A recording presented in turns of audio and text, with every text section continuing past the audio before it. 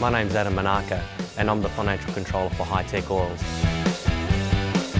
With our national capacity, we can now service Australian companies nationwide. Of late, we have now expanded into the New Zealand market. Here at Hi-Tech Oils, we receive premium base oils and premium additive packs. Together, with our highly trained staff, we manufacture over 500 premium quality products. Hi-Tech Oils is Australian made and Australian owned.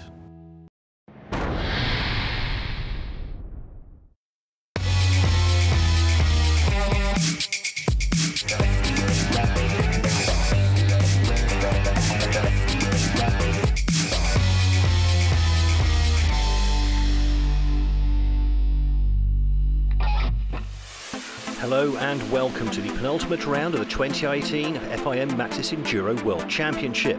After the cancellation of the British GP, the 7th round of the season takes us to Methamis in the Côte d'Or region of southern France for an event organised in just 3.5 months thanks to the sterling efforts of the Motor Club Mazenay and Gilson tracks. Wine very much a way of life here, as is enduro in this picturesque corner of the country.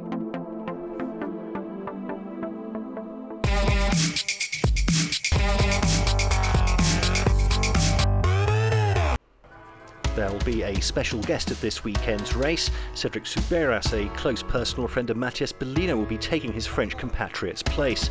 Bellino himself, now a paraplegic after a terrible accident in a rally raid event in Argentina over the summer. Soubeyras, a 3-time European Supercross champion, will be using both Bellino's bike and his iconic number 69 plate. It's really special for me because you know, I'm not an enduro rider, so to be here for me it's like another world completely, you know.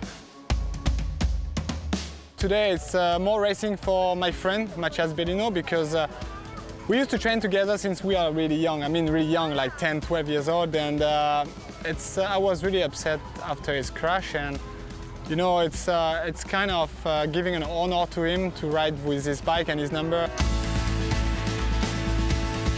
For me, I'm really upset about what happened, and I really wish the best for his recovery, but you know, nothing is impossible, and I know that he is strong enough to make the best as he can.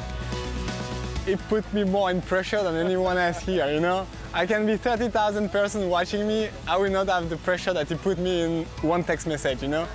But yeah, he said to me, okay, you ride with my bike, but scrub with it, ride fast with it, and like, look good, you know? When I see all the people behind Matthias, it's like bringing me so much, I don't know how to say, you know, but like so much love from them to him. It's really important for him. He needs it at the moment a lot. So, you know, I can't thank enough for the people behind him because he's not here to say it, but I say it for him. And thanks a lot to all the guys behind me and pushing him. I will try my best, but don't be ashamed of me, please. And don't hit me when you see me. Soubeyras with zero enduro experience at this level and with a Supercross race to be run for Saturday. So we'll keep a close eye on how he gets on Sunday, later in the programme.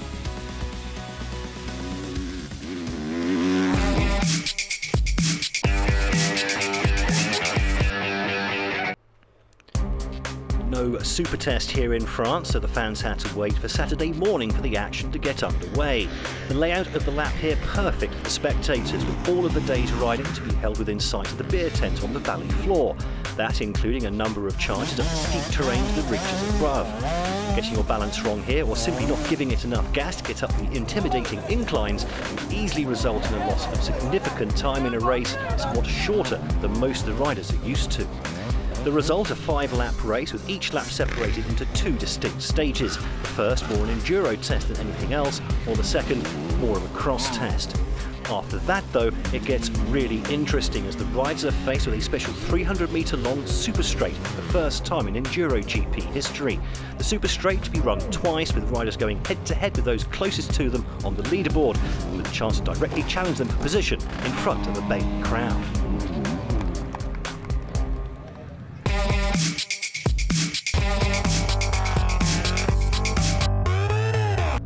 There was a great turnout of fans for the return of the French GP after a 2-year gap, but Christophe Charlier's bad run of luck continued on the opening day on home turf. The The French rider forced out of the race after just one lap and running in a very respectable 5th place due to an electrical problem on his beater. Antoine Basset was hoping for great things in front of his home fans too. However, it was not to be for the Gas rider. Coming into the event with 8 consecutive podiums in E1, this time Basset dropped out of the top 3 on the 3rd lap, ending up 4th in E1 and 12th overall. Davide Garneri is coming back to fitness after suffering a nasty back injury in Portugal, and the Honda rider was much improved here after a sloppy return to action in Adolo. 11th overall and 3rd in E1, his first podium in class since day 1 in Spain. For Anthony Gesselin, his first year in Enduro GP has been a qualified success. The Frenchman has beaten a regular challenger for the podium, but after a bright start was overhauled by Christophe Numbertin to finish 4th in E3, although he did bag a 3rd consecutive 10th in Enduro GP. Thomas Oldrati arrived in France on the back of a brilliant 4th place in Italy. The Honda rider not in such good form here though, 8th going into the super straight, but struggling there, dropping down to 9th by the end of the day and just 4th in E2. Christophe Numbertin picked up the 9th French title of his career last week, but was sluggish on the opening lap. Down in 11th place before slogging his way back up the rankings to 8th, overtaking Oldrati on the super straight. The Gas rider also on the bottom step of the E3 podium. After finishing outside the overall top 10 on both days in Adolo, Daniel Mecani needed a kickstart here in France. The Gas rider doing just that with 4th on the opening stage, although the Manxman did drop down to 6th by the end of the first lap, and eventually to 7th in Enduro GP as Loic Leriot charged up the leaderboard. That's also enough for 2nd in E3 for the 3rd time this season. The second half of younger brother Jamie Mecani's season has been somewhat hamstrung by a dislocated shoulder that saw him drop out of the race in Trentino. Since then, no training for the Yamaha rider, who also damaged his hand here, looking good in 4th after the 4th lap, but dropping down to 6th as fatigue kicked in. Less than 30 seconds behind the winner, that's still good enough for 2nd in E1. The feeling's coming back, so I enjoyed it until I became tired. Then, you know, it was a really, really difficult test, so to ride that whilst being tired and trying to survive, it was a difficult race. Loic Leriot arrived in southern France, fresh from winning a 4th straight French E2 title the week before, just north of here in Brioude. The outsider's Yamaha man, like Numbertin before him, suffering on the first lap of the day, but inspired thereafter. Leriot matching the pace of the leaders over the next 10 tests as he moved up from 12th to 5th place in Enduro GP, less than 8 seconds off the podium. He also grabbed 3rd place in E2, that's the 9th time the Frenchman's been on the class podium this season.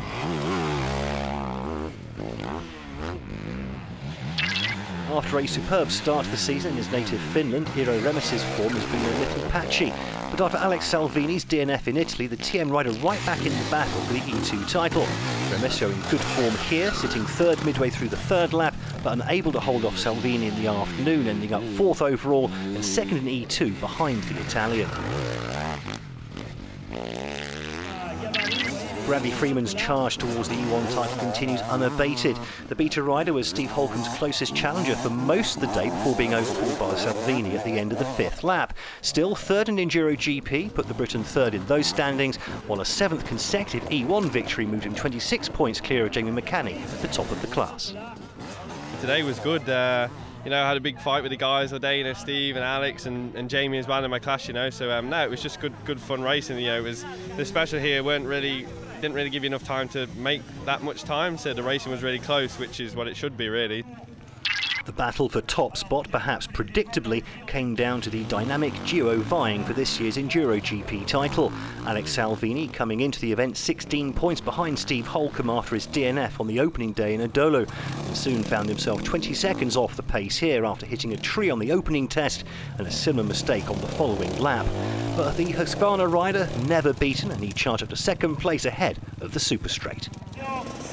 Holcomb arrived in southern France expecting a tough time on his 2-stroke beater in the dry and dusty conditions when compared to the 4-stroke machines around him, but surprised himself with his pace on the Saturday. The defending Enduro GP champion away and clear before Salvini started his charge, but despite the Italian's pace, it was the Briton that still held a 3.5-second advantage going into the final 2 super straight tests.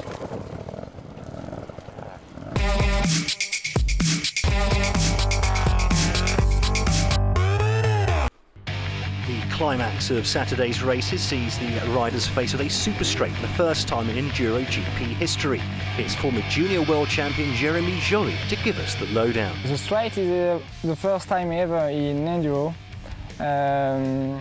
It's different between a normal test. There is really straight. You have your line, right or left. You go faster than you can, and the difficulties is to keep your speed. Between the jump and the rocks and logs, you must be really focused on the next difficulties. We take the bike and we like freedom. So supercross, motocross, enduro, super enduro, everything is in the super straight.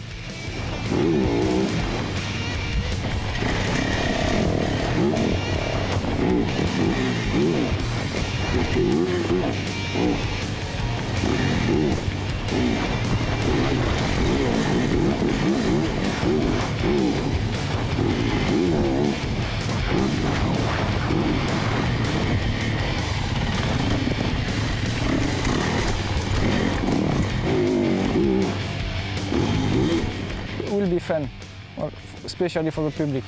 The riders being paired off for the final two tests, with the potential for these stages to be race deciding, and that's exactly how it panned out. The scene set then for a dramatic showdown between the two best in the business. Certainly on this year's evidence, this a huge chance for Salvini to put down some sort of marker and at least make some inroads into Holcomb's championship lead. In the first duel, Holcomb got the better start, but after that, it was all about Salvini. The Italian soon back level and bursting into the lead over the tie jump.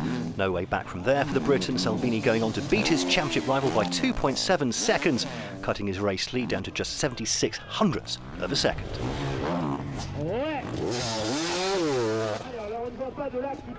You could cut the tension with a knife as they prepared for their second run, this time Salvini getting much a better start and quickly opening up a decisive lead. Holcomb doing a better job of hanging on to his coattails this time, but unable to reel Husqvarna in. Salvini winning the stage and with it the race by a mere 71 hundredths of a second. This is my kind of test, so I really like this, and I have my practice track at home. It's kind of this thing, so I was 20 seconds behind at one point, and then I start to get a better feeling and get some second, and at the end, get the win like this is unreal. Really happy about it. Little bit disappointed with today. Mainly I lost it in the morning. I had two crashes and yeah, came down to the last sort of straight rhythm and I wasn't able to push that limit. That a stunning introduction of the super straight into the world of Enduro GP, an 8th E3 win of the campaign, small consolation for Holcomb, while psychologically at least, Salvini back in the championship rumble with 3 races left.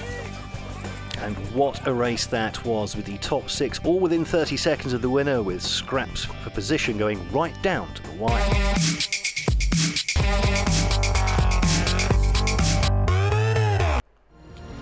Now to the junior section, and heading into Saturday's race, Andrea Verona knew he had to win and hoped Matteo Cavallo missed the podium to keep the championship alive. The TM rider unable to do that though, having to settle for third after an epic battle with Joe Wootton.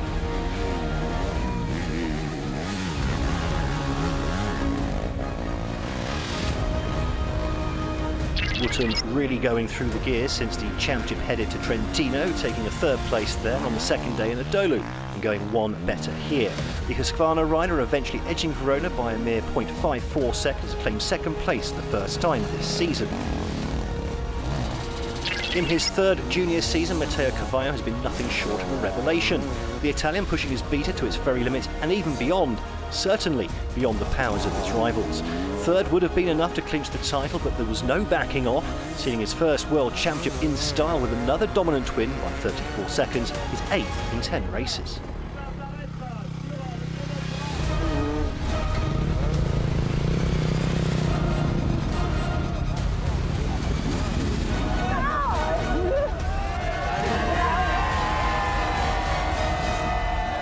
It's unreal. I didn't expect that. I'm super happy for what happened, and all the year was insane. I ride really fast all the year and nothing. I'm super happy. I just want to say thanks to everybody, my team, all. I have no word. Thanks to all. Congratulations. Look out for the Freeman effect when he moves up to Enduro GP next year. There was also a title up for grabs in the youth section, and Rui Barbosa was the man to deliver. The Husqvarna rider loving the conditions here, unlike closest rival Hamish McDonald, who was much more at home in the mud. Barbosa comfortably the winner on both days, seeing the title on Sunday to become Chile's first ever Enduro GP champion, and he was even congratulated by Chile's president Sebastián Piñera.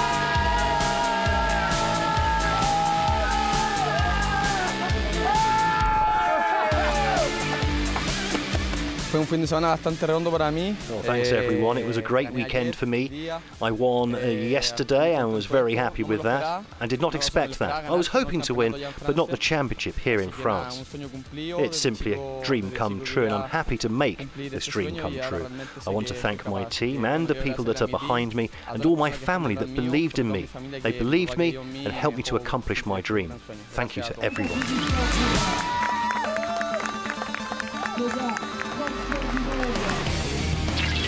2017 youth champion Andrea Verona determined to make his mark on the Sunday and led the race through the first 4 stages, only to be overhauled on the final 2. In fact, the TM rider only 6/10 off the lead going into the final stage, only to end up in 3rd, 9 seconds off the winning pace, although that result enough to clinch the J1 title in his first season up for the youth ranks. Joe Wootton was Verona's closest challenger throughout the day and even edged into the lead going into that final test. But the British Husqvarna rider ultimately having to make do with a second place of the weekend after a late charge from you-know-who. Mateo Carvalho uncharacteristically off the pace through the opening 4 stages, after which he was way down by his own high standards in 4th place. But no matter, the Italian finally getting to grips with his beater. In fact, Carvalho's time on the final stage 3 seconds quicker than the winner in Enduro GP.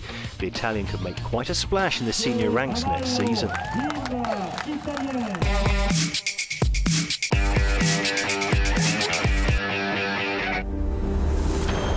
Sunday was supposed to have been a test of endurance with the riders faced with a 2.5-hour cross-country examination.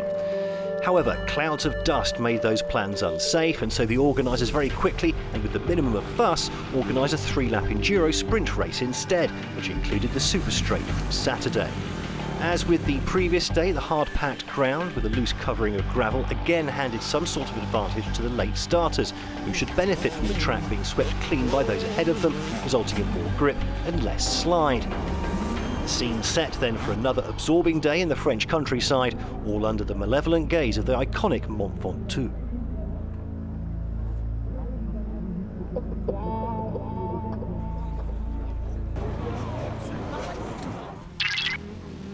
We start Sunday's action with Cedric Soubeyras, the French supercross rider entering his first ever enduro event and understandably struggling on Matthias Bellino's bike. 19th overall and 8th in E2, although perhaps enough to suggest a future in enduro should he ever grow bored of supercross. Anthony Geslan struggled too, having improved by leaps and bounds through the season, the Frenchman crashing back to earth on home soil. Off the pace throughout the day, taking his beat to just 13th place overall and 4th in E3, to complete his worst race weekend since Portugal. It looks as if Alex Salvini's Enduro GP title challenge is all but over. The Italian's Husqvarna struggling with an electrical problem, or that on the back of water somehow getting into the fuel in Idolo. Salvini losing over a minute on the day's 4th stage, dropping him out of the fight for the win and down to 15th, although he did rally back to finish 12th and 5th in E2. It was another good day fighting for the overall with Steve, and unfortunately at the 4th test I had an issue on the bike, and I lose more than a minute in the test, so he took me out of the race. But yeah, it's part of the game, and close the chapter. We open another one in Germany, and we're looking forward to do our best in Germany again. Thomas Alderati suffered a dire start to his Sunday. The Italian's Honda down in 16th place and over 46 seconds off the pace after just 2 stages and never really recovering. He did haul himself back up to 11th overall on the final stage, but was off the podium in 4th in E2 for the 2nd day running.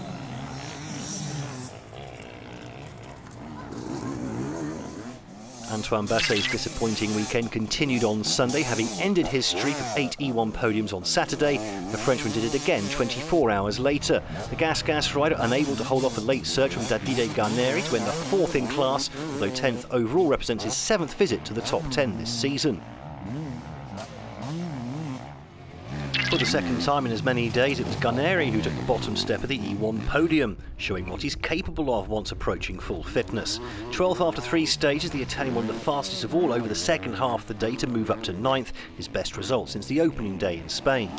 Jamie McCanny not at his best on Sunday, still affected by a lingering shoulder injury and unable to give it full gas for Yamaha. Still, the Briton taking the fight to class rival Bradley Freeman and even led his compatriot by half a second going into the final test, only to be dropped down to 8th and 2nd in E1 by just 99 hundredths of a second.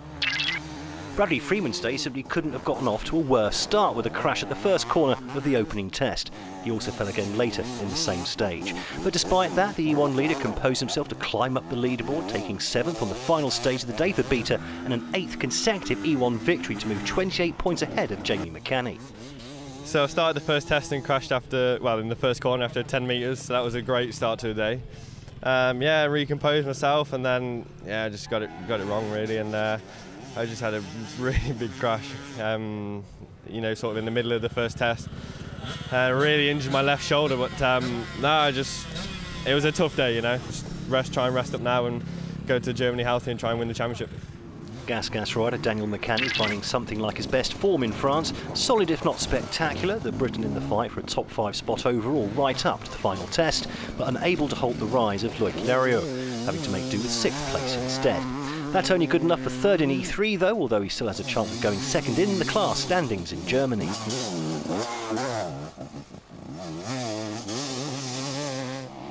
Leriot himself was going great guns until losing 20 seconds with a big mistake on the 3rd special of the day. The Frenchman dropping down to 7th after that, having been vying for the lead, but then recovered his pace to move up to 5th and also 3rd in E2 as he did on Saturday. The Yamaha rider ending the day to 16 points away from overall victory.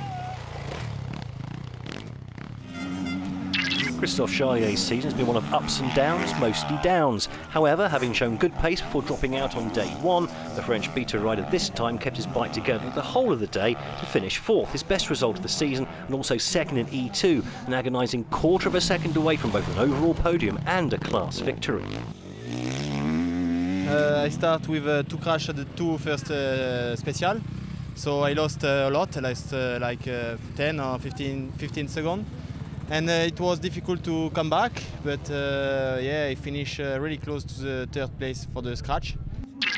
Iro Remes took full advantage of Salvini's bike problems, taking his 5th class victory of the year to close the gap in those standings, just 14 points heading to Germany. 3rd overall, a nice bonus, and the TM rider is only 2 points away from the top 3 in the Enduro GP standings. We have still 2 days to go in Germany, and yeah, I try to do my best end of the season, and then we look how it. With Salvini effectively out of the reckoning, there was a chance for someone else to take the fight to Steve Holcomb, and Christophe Nambertin was that man. The Gas rider so inconsistent this season, but when he's good, the 3-time world champion is very, very good. Sunday, his day to shine, challenging Holcomb throughout, but pretty happy with 2nd in the end, both overall and in E3, just staying ahead of Remes despite a late wobble. It was faster at the beginning of the day, but I'm happy about my start today. Only the last test I crashed and I lose a little bit time. After the relative disappointment of losing out on the final stage on Saturday, Steve Holcomb quickly set about putting all that behind him. The defending champion setting the scratch time in the opening stage of the day and never looking back. Leading throughout to claim his 3rd Enduro GP win in 4 races and move 30 points ahead of Salvini heading to Germany. Holcomb also only 4 points away from clinching the E3 title that he's defending from 2016. Today's goal was to push really hard the first lap. You know, I took the time this morning to walk everything and, you know, focus on where I was comfortable pushing, and yeah, had a really good first lap, you know, kept charging 2nd lap and basically, you know, just rode the 3rd lap, you know, trying not to crash really, because yesterday my crashes let me down. So as in Adolo, Holcomb the big winner, while Salvini left wondering what might have been, but for a 2nd bout of bike gremlins in as many weekends. Great too to see Nambertin back on the Enduro GP podium, only the Frenchman's 3rd visit, what has been far from a vintage year. The shortened course making the results even tighter than on day one, with even 10th place Basset less than a minute away from the winner. Holcomb heading to Germany with a 30-point lead then, with only 40 left to play for, while the battle for third should go right down to the wire.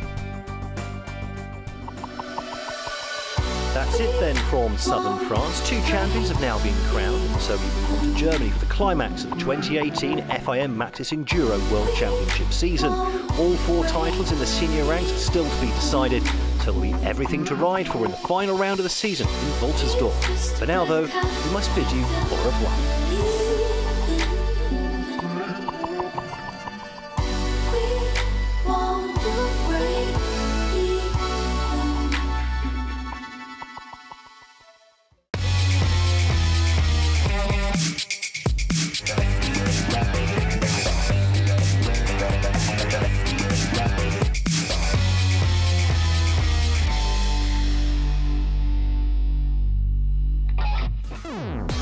There's more to come after the break as we head across to England and to Cadwell Park for round 8 of the British Sidecar Championship.